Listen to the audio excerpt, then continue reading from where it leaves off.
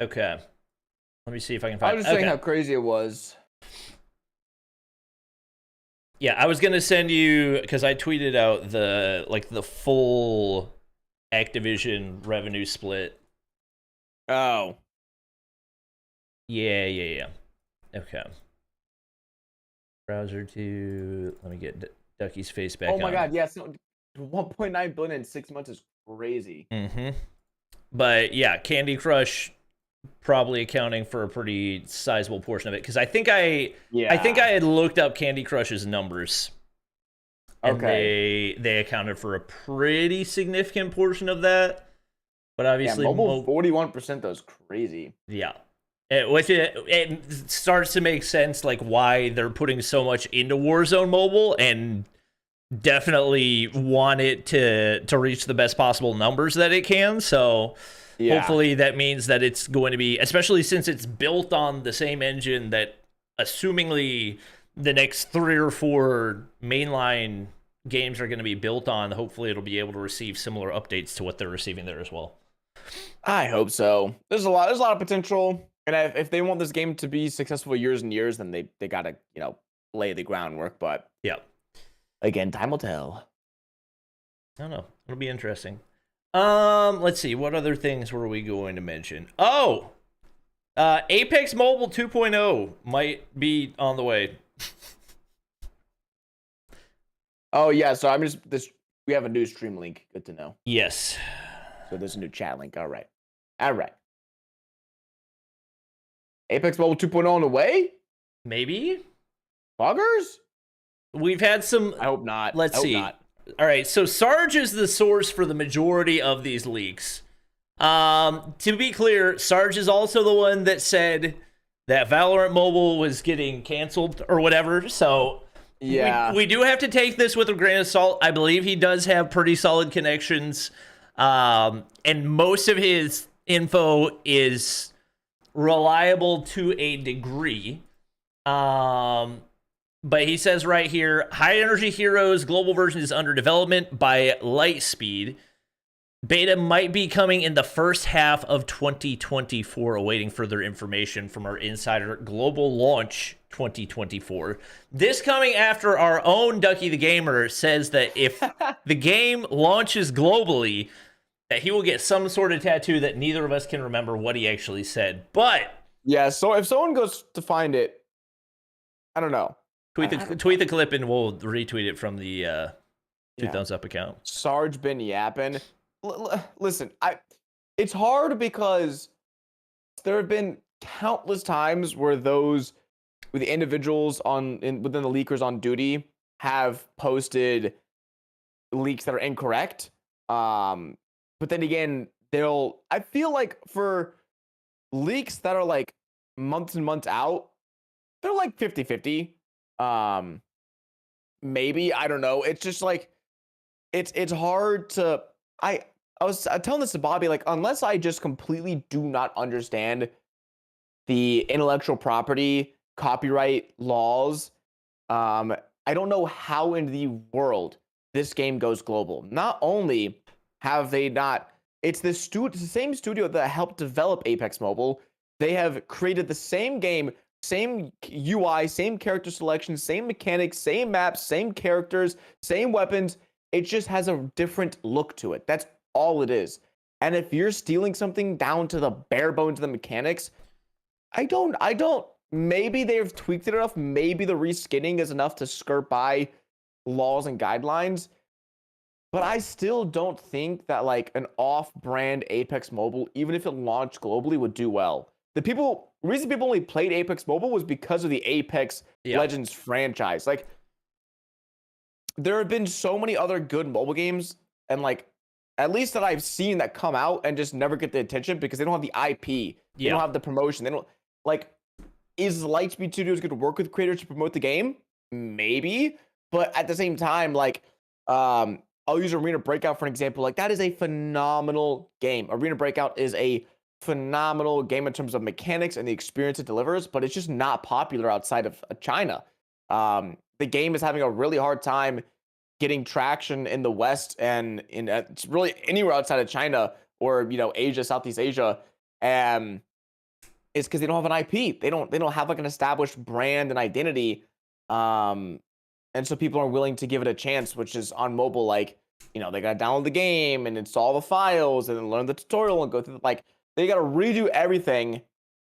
And I feel like that's just such a big, barrier for entry. And it's like, I don't know. I just don't think, yes, it'll be hype for a month and then no one's gonna care. That's what's gonna happen. It's gonna come out globally. All the Apex Mobile, lovers are gonna go, oh, I can.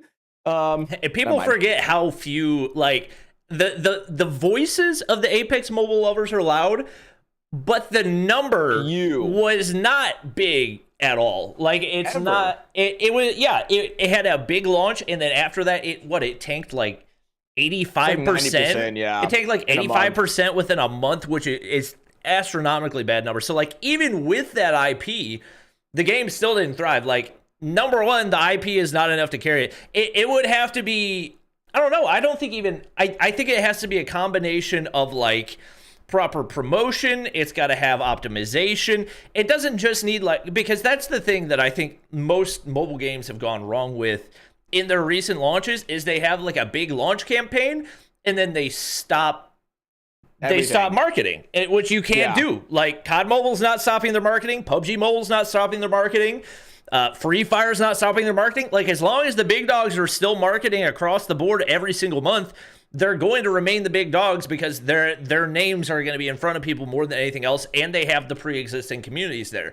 So if you want to surpass those guys, like, you have to be marketing even more, and nobody seems to want to do that, with the exception of Arena Breakout. But like you said, like, Arena Breakout, it's so much more difficult to bring people into because the amount of knowledge required to play the game successfully, like, there's so many things that you have to learn that it's just, we talked about it even before the game launched. Like, it's just not really something. It's not a mobile game. It's not something that the mobile community is just naturally going to be inclined to as compared to something like COD Mobile, where you can just hop in, shoot a bunch of bots. Yeah, have a bad gunsmith, have a good gunsmith, doesn't really matter. PUBG Mobile, they got a new game mode every month. They got a new integration with some giant IP every month. Free Fire, Bugatti, Lamborghinis, like, I don't even know what Free Fire does, but it can run on a literal potato. So that's like all that you need to know. Like, yeah, every one of those has something that's just going to make it easily consumable for the average mobile gamer. And right now, it's especially for a game that doesn't have an IP, you're going to have that much more work to do, to where you not only have to do all those things right as far as optimization, content, collaborations with content creators, etc., but you have to go above and beyond the pre-existing games as well. Yeah, I don't know. It's also like, it's tough because I've been in their shoes before. Like, like a disbeliever, like, there's still hope. There's still a chance. Like, it can happen. But I don't know. The mobile community never gets, we always get, the short end of the stick. We're never put in a position where things like favorably work out for us beyond like, a reasonable amount. Like, things never just happen that are like, oh my God, this is awesome. Like, they never announced, like, Kamala was like, dude, let's make the prize pool $5 million this year. Phone manufacturer, like, what, let's make a good Android tablet this year. Like, there hasn't been anything in the last few years for mobile that's just like, wow, this is amazing for the mobile community at large. And so it's tough, especially with EA and Respawn, a company that's just infamous for not making great decisions on how they run their games recently, to come back with an official version. And so they've like moved to this not official version of the game, which is fine. If you just love that style of gameplay, that's awesome. But I just don't think it's going to be successful. And it's not differentiated enough. Like, there's at least 5 different alternatives that do the same thing. Like, that's what Farlight is. That's what Project Bloodstrike's gonna be. I mean, it's basically what Cyber Hunter was, and Cyber Hunter came out like 4 years ago. Like, there's just so many alternatives that you have to do something else to set yourself apart other than just the style of the game, especially if you don't have the IP. I was also gonna say, there's a good chance if this does come out globally, there's a good chance in my mind that some people just think this is from EA and Respawn, and they just think this is a reboot because it's so similar. Like, if I'm the average mobile Timmy, I used to play Apex, love the game. I'm gonna be pissed that EA and Respawn took away all my skins and then they're re-releasing their game. Like, I'm not gonna play that. Like, I think a lot of people have already tasted Apex Mobile. They've tasted the experience that it gives them, and if they're not happy with it, they're not gonna download this game and try it in the first place. Like, I think a huge majority of people as well, they're forgetting that yes, it's new, but it's not. It's the exact same experience we've all had, maybe just a little bit more optimized and looks a little different. So if you're not a fan of that game, that playstyle, you're never even going to download it in the first place, let alone the amount of confusion there's going to be of, this is the same game, but from the same people, but it's not EA and Reach. Where'd my skins go? Where's my money? Can I get my money back? Like, I just think there's going to be so much education, and it's like Fortnite. Like, so many people don't know the game is still banned. It's gonna be the same thing for Apex Mobile. There's gonna be so much education that needs to be done because a lot of people remember Apex Mobile, but they've heard about it, but they didn't know it got banned. They didn't know it doesn't exist, and they don't know what this like. It's just there's too many things that aren't in the favor of the game succeeding. To where even if it does go global, it's just not gonna do well, in my opinion. Unless they sponsor every creator in the world, then they got a chance. Yeah, I would agree with that. And given the fact that it's 10-cent backed, like, that might happen. It is interesting because, like, Sarge also quote tweeted that original tweet and said Apex Legends Mobile will still come by Respawn Entertainment. So it's not like they've chalked Apex Mobile 2.0, which is potentially going to be cross-platform, cross-progression, cross-everything. That thing seems like a pipe dream that's probably like 4 years out at least, especially given the timelines that we've seen out of Warzone Mobile. So I think it'd be interesting if High Energy Heroes does release. Like, there's no question in my mind, some type of royalties are going to be going to EA and Respawn because that, like you said, like all the IP is the same, all the weapons are the same. Oh my god, we got number one fan. We got my fan in chat. Let's go, dude. Yeah. No, I still. When's that 1v1 happening? I got that money on the line. Yo, he said he wants a 1v1 next season, and I said I'm not doing it. Oh. I'm not giving you 2 months to trade for a 1v1. Like all the hype's gone. I don't care anymore. All the hype is gone. Yeah, I moved on from it. Wait, I hadn't talked about it publicly, but funny. I saw that at the beginning of this season. He said next season I'll 1v1 him. I was like, yeah, never mind. We're good. I'll take a pass. That's funny. Yeah. What's next? What else is in the title? We got well, it's not in the title, but one thing I wanted to talk about is I know Mobile Drama Guy here is an expert on what's happening in the dude, I'm so confused. Dolores versus Activision. Definitely a bold undertaking. For those of you who don't know, Dolores, I thought it'd be great to do on the 4th anniversary season. Yeah, that's fine. I just don't care. So, enjoy your content. Dolores is okay. That does. I feel like it'd be a little mean to the guy. He's gonna watch our stream right now. Yeah. Okay. So Dolores is a Stage 4 LATAM team from Brazil. They finished top 5 in Stage 5 last year. Very good team. Went undefeated in group stages, and then they got 6-0'd in the playoffs and missed Stage 5. So that's how you say it? Yeah. So they missed Stage 5. After they missed Stage 5, we did an interview with them on the Spawn. And they talked about how, like, everybody on the team was in the hospital like a week, not even like days before playoffs started. Like, just everything was going wrong, blah, blah, blah. So everybody was surprised that they didn't make it to Stage 5. But anyways, we had kind of all just accepted that it was happening, whatever. Well, 2 days ago, I get a message on the Cabo Esports account. Someone says Pabzera has posted on his Instagram that basically they have proof that somebody that they played against in Stage 4 playoffs was cheating, and that Dolores, the organization, is filing for an injunction. I assumed it was going to be against the team that had cheated, but they filed for an injunction against Activision and ESL, and are saying that now basically the Brazilian court has said that Activision are going to have to pay fines of like $400 a day for every day that they don't resolve the situation, whatever that would be, whatever the evidence that they have would be. And basically the accusation is that somebody on one of the teams, I believe multiple people have said that they're set edit thing. Yeah, it's the set edit thing, which Space has now talked about, as set edit doesn't even increase your FPS. It just shows like the number of hertz that your display has, which doesn't have any indication on like what the game is actually running at. You have to actually root the device in order to get 165 FPS. So they're making the accusation that they use set edit to cheat. So anyways, it's this whole big thing. And okay, but how big was the margin of defeat? It was pretty bad. It was not. They didn't win. It was one player. Yeah, they claim that one player. Dude, okay. Yeah. Although that sucks. Yes. That absolutely sucks. If someone happened to have been cheating, that's unfortunate. But if they're going from 120 to 165 FPS, that's what, an increase of 25% frames on one player, one device on 1/5 of the team. Like that's maybe. Like, FPS helps, yes, but after 120, dude, it doesn't matter. Like, your skill is the main defining factor. If you're bad at the game, FPS won't help you. Like, it will, but not from 120 to 60 to 120, huge. 120 to 165 probably helps a little bit, but I feel for them.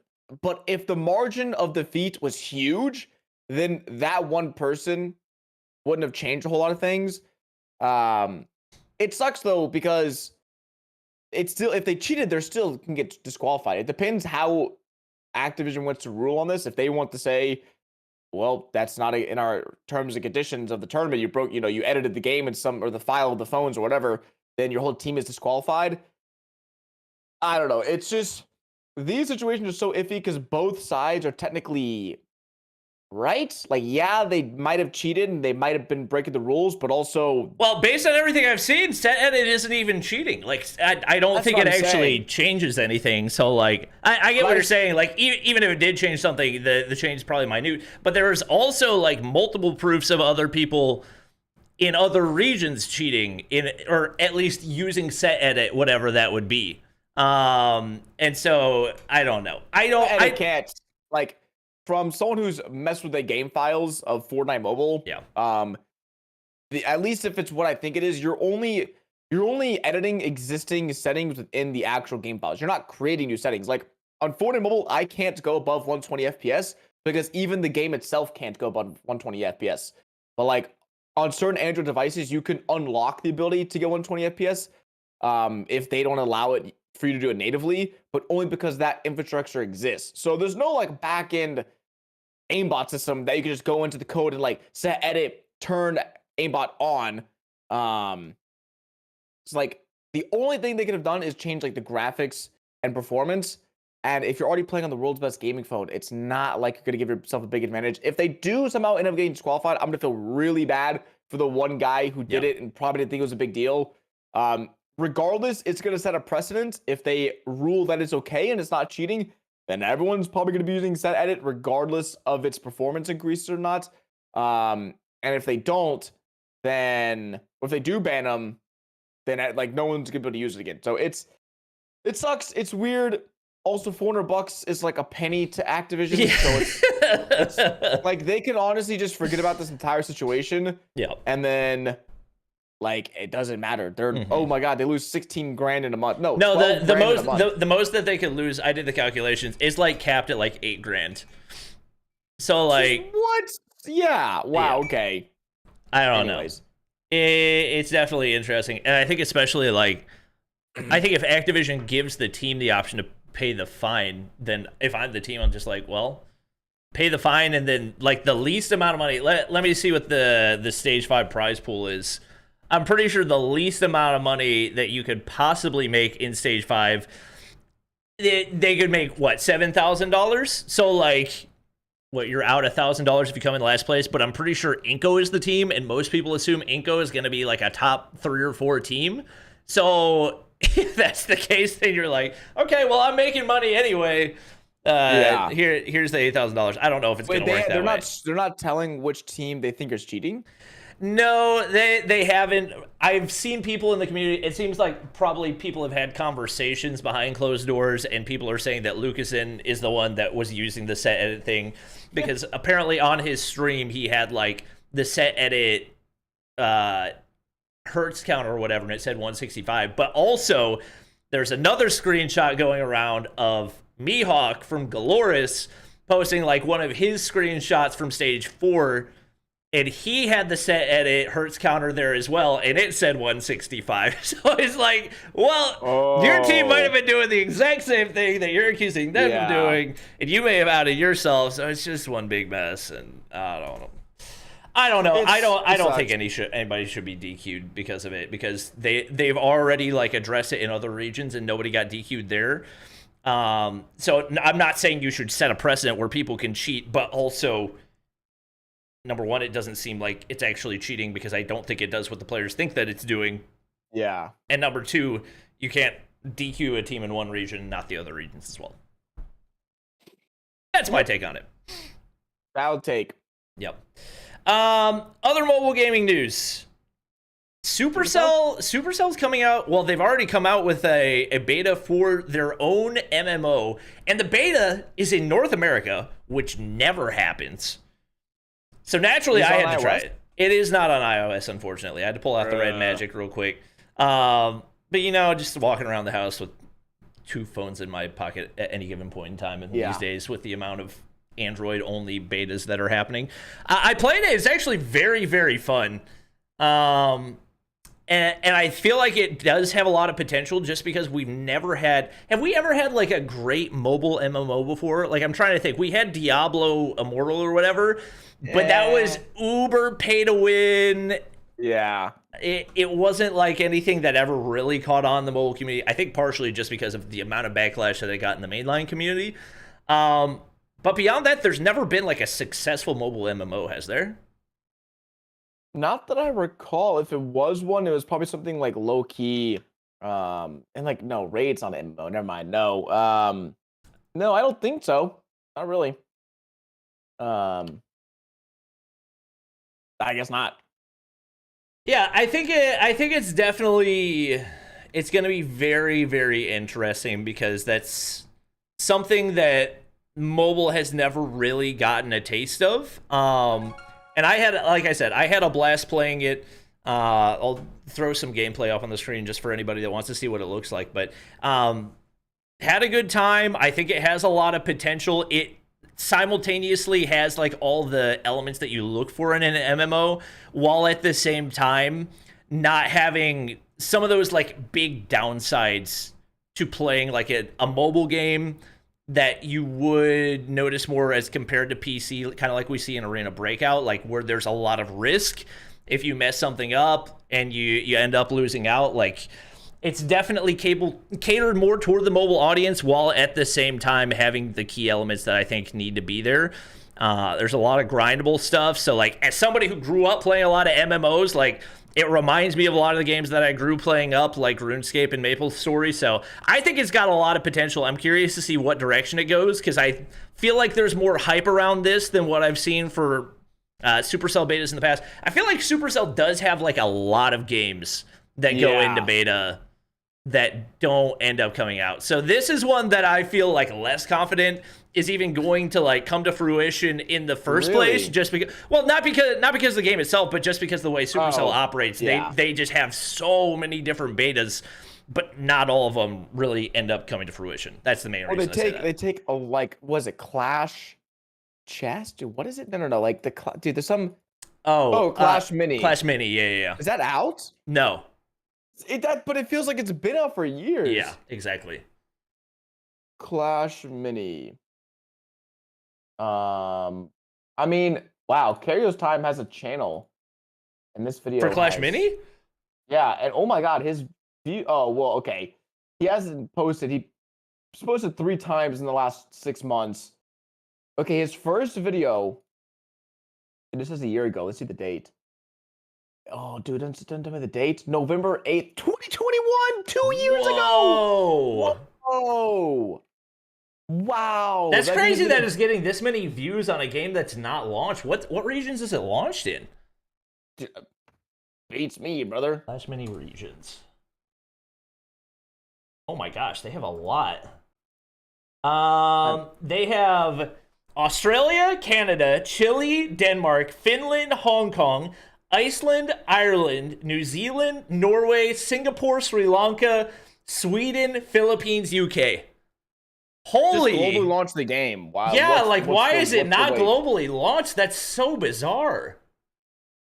I don't know. And that's a great point. Even if the game is stellar and fantastic, it's gonna take 2 years to come out, and by then, it does say they're in soft launch. So maybe it's not that the Supercell games end up getting chalked. Maybe they just stay in soft launch for a lot longer than I had realized. And it's also it's something we're seeing with the Warzone and Rainbow Six. What happened, bro? It feels like a few months ago we were like, dude, this game gonna go crazy.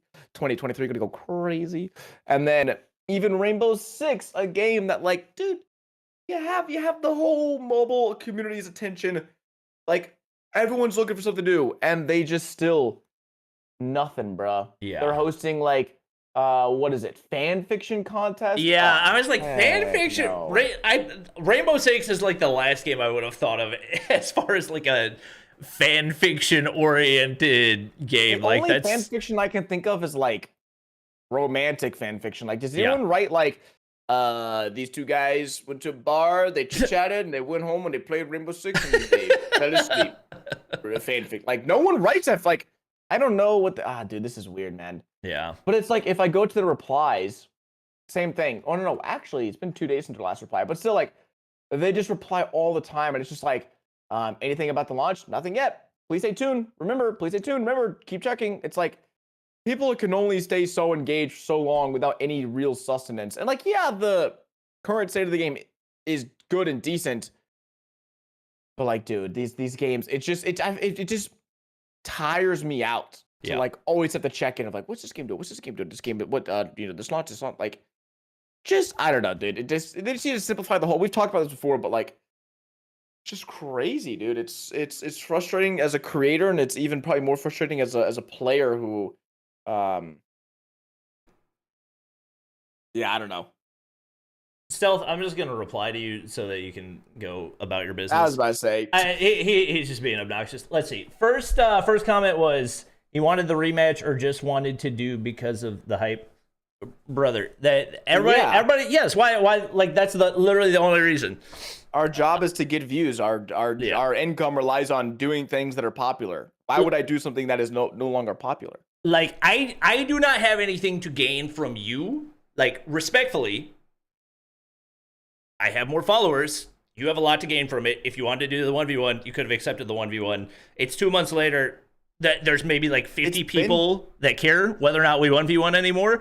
And there's not enough, there's not enough hype for me to gain anything from the 1v1. So enjoy your win. Congratulations. I just don't care anymore. Okay, you can enjoy your day. All right. Show something interesting as well. If you don't like you don't have to be here, bro. If you're bored, you don't have to be here. I don't get the Yeah. I don't know, dude. 1v1ing for fun.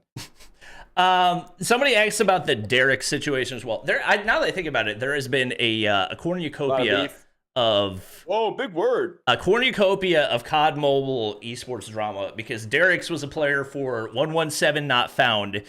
And his team, he was a sub for the team, but actually traveled to live in France for 8 months to live with his brother to be able to compete because he was from Morocco, which is technically not a COD M Champs region. So he trained with them for 8 months. And then whenever the payments came, they said, we're not giving you your piece. And they dipped. Why? Because he's the sub, and they're like, you don't deserve it. You only played one match, even though it wasn't his choice to only play one match. At the end of the day, the team decides who's going to be starting and whatnot. And there were conversations of him being a starter even for the playoffs. Maybe they should have had him as a starter because they absolutely laid an egg and missed stage 5. But apparently it was only 2 players that snaked him out of it in the first place. I think it was Saturn's. Anybody remember who the other guy was? It was Saturn's and one other guy, but it was basically two guys that snaked him out of it because the way the payments usually go is everybody gets individual payment, but for some reason they just sent it all to like one player on the team and then had them send it out, and those two guys just decided, hey, you're not getting your payment, and he never got it. That's crazy. Yeah, they're not really a ton to like talk about in that situation. Obviously, the players are in pretty the cut wrong. and dry. Yeah, but I saw somebody comment about it, so I figured I'd make a comment there. Thoughts on Val Mobile? Don't care. I want news not from a leaking account. I think the next time we'll talk about it is when there's actual announcements confirmed and not someone saying it's canceled. Ha.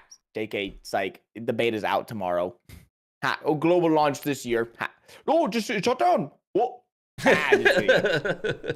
Like the minds of these leakers cannot be made up. And it's like I get it. You get bad news sometimes, but it's like I don't know, the up and down. It's like the beta this year, no beta next year, global launch next year, global tournament next year, and Riot hasn't said a peep out of them. And we expect a championship next year. Yeah, that's crazy. Yeah, it's it is difficult. One other thing that, because I saw somebody mentioned Indus Battle Royale. Do you know anything about this? What? Indus Battle Royale. So basically, bro, that is the worst offender of hyping a game up and is not releasing it. Yeah. Indus Battle Royale is basically the selling point of the game is that it's made by Indians. That, from my understanding, that's the main selling point. I watched the gameplay for it. It kind of just looks like Cyber Hunter, to be honest. But basically, it's supposed to be like, I think technically like a celebration of Indian culture. I think because cool. I think because Indians are very like, because they have a lot of national pride, I think there will be a lot of people that try it. But to be honest, I think especially looking at the trailer looks pretty much blatantly like a copy of Apex Mobile. And I think it is TPP only as well. So it's going to be interesting to see. This is not even the video that I was thinking of. Somebody had posted like actual gameplay for the game. Apparently it's coming to PC and console as well, which would be interesting. Oh wait, is this? I'm seeing first person stuff. Are you? Okay. I mean, it's not a gameplay trailer. It's just Indus Battle Royale closed beta trailer. Okay. Yeah. The trailer is what I saw. The lobby is a direct copy of Apex Mobile. I'll send you this. The lobby is 100% just straight up copy and pasted. I don't know. It's going to be interesting. I don't see this being a huge thing unless they have something. I mean, once again, I think we've kind of established at this point, there are so many things that you have to do right in order to be like legitimate competition for the games that are top tier at this point. Finally, I found the video that I was looking for. Like, the gameplay looks like kind of knockoff Apex TPP. It is basically what it looks like. It's a mix of like Valorant and Apex Mobile. Yeah. Never mind, that's just Apex. Yeah. I'll link that one too. This is the first like actual gameplay I've seen for it. It actually kind of looks like Farlight more than anything else. Just Farlight without jetpacks. Yeah, once again, it doesn't look like anything that blows me out of the water. I don't know. I'm waiting for something that does blow me out of the water. I haven't seen it in a while. Yeah, I mean, again, dude, it's so tough to be like, that's a closed beta trailer with 500,000 views. Like, that is insanity. And I don't think that, because like you said, my audience comprises of, the percentage of the Indian fan base that I have is much smaller compared to, I'm assuming, the COD mobile side of things. So I don't really know their nationalism as much as you would. But if that's the main selling point, and I think that's what he even said. Like, it's like an Indo. Like, what's the title of it? Indus Battle Royale. No. An Indo-futuristic battle royale game. So, like, that's the title. So, I mean, if that's a main selling point, which is very cool. Don't get me wrong. As someone who's not Indian, has no Indian, relation, that almost makes me not want to try it, but it's like I don't know if it's gonna like relate to me, And like that's for the rest of the world as well. If you're only appealing to the 1.5 billion, I think that's how many Indians are, then it's like it's not gonna be a turnoff, but you know what I mean? Yeah. I don't know. I think it could have potentially could do numbers like within India. And maybe if it has really good optimization, it could reach some of the Free Fire community as well. But overall, yeah, I don't anticipate it's gonna like make big worldwide headlines. But that's just me. I don't know. Anything else, chat? I see Stealth is still yapping. But yeah, I'm he's yapping, bro. Bro's a professional yapper. He's just waffling at this point. So yeah, it's crazy how I was like on your side, Stealth, like 30 minutes ago. Like, dude, Bobby, you're kind of mean to him. I get it now. Like, dude said didn't like the stream, doesn't like the podcast, doesn't like the content. Yet he's still here. Yeah, Bro's a professional hater. Yeah, Come on, Bobby, you're really just bad. If you're good at something, never do it for free. So go find somebody to pay you to be a hater. All right, chat. Any other questions? I feel like that's like the majority of what there is to cover in the mobile community. I don't know. It's there's like 17 different betas and soft launches and other things that Sarge tweeted about within the past couple of weeks, but I'm just not gonna. Yeah. Oh, brother, Stealth. I'm just taking every ounce of my power to not just ban you from the chat, but you're not breaking any rules. It's yeah.